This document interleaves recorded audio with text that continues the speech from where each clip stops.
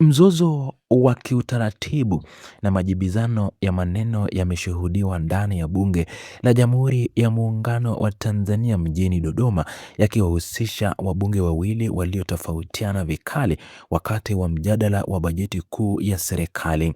Malumbano hayo yaliibuka baada ya mbunge Singrada William Mrigo kusimama na kukatisha hotuba ya mbunge Damas Ndumbaro kwa nia ya kumpatia taarifa ambayo iliwasha moto wa malalamiko ya kijimbwi na kikanuni.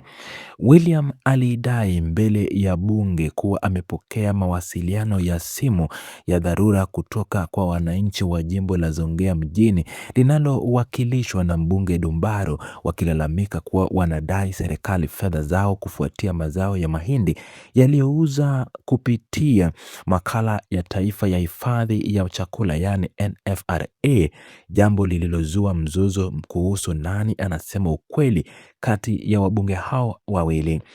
Ndumbaro alikataa katakata kupokea taarifa hizo na kujibu mapigo kwa kushambulia lugha iliyotumiwa na William, akieleza kuwa kikanuni bungeni anapaswa kuomba kutoa taarifa na sio kutamka kuwa anataka kutoa taarifa. Zaidi ya kusahihisha lugha ya kibunge, Ndumbaro alikanusha vikali uwepo wa deni hilo na kufafanua kuwa serikali ya Chama cha Mapinduzi ikishakamilisha malipo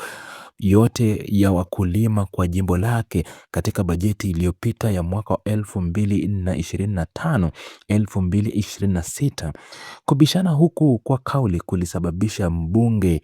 Agnes Elias kuingililia kati na kusimama kwa dharura kuomba mwongozo wa kiti cha spika, akiudhubu mbunge William kwa kusema uongo bungeni na kuitaka meza ya spika ikague simu yake ili kudhibitisha kama kweli wananchi wa Songea waliompigia simu ni kweli. Kufuatia mzozo huu uliotokea tarehe 16 Juni mwaka 2026, spika wa bunge alilazimika kuingilia kati na kuahidi kupitia kumbukumbu rasmi za maandishi za bunge yani Hansard kabla ya kutoa uamuzi kamili wa kisheria. Tarehe 23 Juni mwaka 2026, spika aliwasilisha mwongozo wake rasmi na kufafanua kuwa kwa mujibu wa kanuni ya 30 ya kanuni za kudumu za bunge za mwaka 2025, utaratibu ulizingatiwa kikamilifu baada ya mchangiaji mkuu kukataa taarifa hiyo. Spika alielezea kuwa Ndumbaro alikataa maelezo ya William. Kauli hiyo haitatafsiriwa kama sehemu ya mchango rasmi wa bunge, na kwa msingi huo kiti chake haiko na haja wala ulazima wowote wa kufanya uchunguzi au kupata udhibitisho wa mawasiliano ya simu ya mbunge huyo.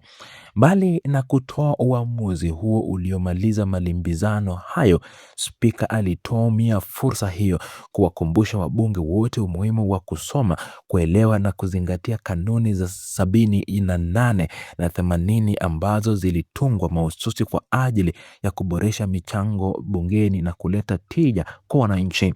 Alisisitiza kuwa utatuzi wa migogoro ya kikanuni unapaswa kufanyika kwa utulivu mkubwa ili kulinda ubora wa mijadala ya kitaifa na maslahi mapana ya nchi. Baada ya kukamilika kwa mwongozo huo ulioweka wazi mipaka ya kiutaalamu na kiuratibu ya bunge, kikao kiliendelea na ratiba yake ya kawaida, ikiwemo utambuzi wa wageni mbalimbali na watoto wa familia za wabunge waliokuwepo bungeni kujifunza shughuli za utungaji sheria. Suala la kurejesha utulivu bungeni limekuwa kipaumbele kikubwa kwa uongozi wa bunge hivi sasa, hasa kutokana na mazingira magumu ya kijamii na ya kiuchumi yanayowakabili wananchi wa maeneo mengi nchini. Malalamiko kuhusu ucheleweshwaji wa malipo ya wakulima kupitia taasisi mbalimbali za serikali yamekuwa yakiibua hisia kali, sio tu kwa wabunge wote wa maeneo ya uzalishaji, bali pia kwa jamii nzima inayotegemea kilimo kama chanzo kikuu cha mapato ya kuendesha maisha. Ndiyo maana taarifa kama hizo za uwepo kwa madeni ya mahindi zilifikishwa mbele ya safari ya bajeti huwa zinavuta usikivu mkubwa ya bunge nzima na kuongeza presha kwa wawakilishi wa majimbo ambao wanapaswa kuonekana watetezi wa maslahi ya wapiga kura wao.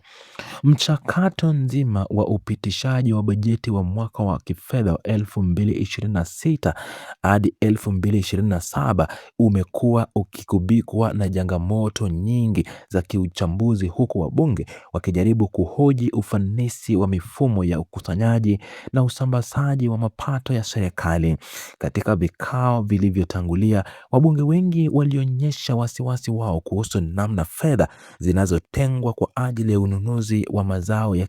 kimkakati vinavyoweza kuwafikia walengwa kwa wakati ili kuepuka migogoro kama ile iliyotajwa kwenye majibizano ya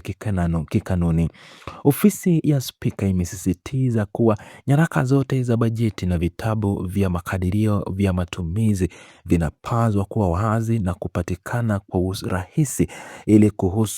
kuruhusu wabunge kufanya marejeleo ya ukweli kabla ya kusimama na kutoa maelezo yeyote mbele ya kiti.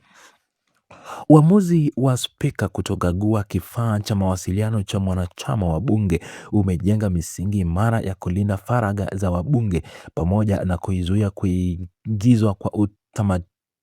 tamaduni mpya za kujielekeza ama kiutekelezaji ambazo hazijafaninishwa ukweli kwenye vijitabu vya sheria vya kudumu. Kiti kiliwekwa wazi kuwa mhimili huo unajiendesha kwa kufuata misingi ya kuiaminia na kufuata kanuni zilizopo, na iwapo kila mbunge angetakiwa kutoa ushahidi wa kidijitali kwa kila kauli anayotoa bungeni, bunge lingeweza kugeuka kuwa chombo cha uchunguzi wa kijasusi badala ya jukwaa la kutunga sheria. Hatua hiyo imepokelewa kwa hisia tofauti na baadhi ya wabunge wanaoamini kuwa ushahidi wa mawasiliano ya simu ungepaswa kutumika kuwawajibisha wale wanaodaiwa kuleta taarifa zisizo na ukweli ili kulinda hadhi ya chombo hicho kikuu cha uwakilishi wa wananchi.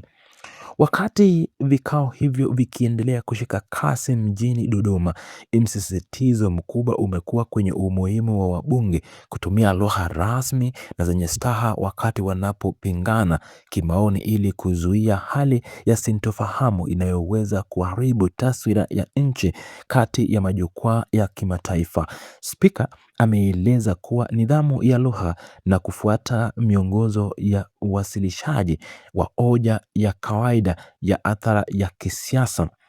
Maelekezo hayo mapya yanatarajiwa kubadili mwelekeo wa namna wabunge watakavyokuwa wanajadiliana katika siku zinazobaki za mkutano huu wa tatu wa bunge la 13, ambapo mikakati mbalimbali ya maendeleo ya kijamii na kiuchumi inatarajiwa kupitishwa rasmi na bunge hilo.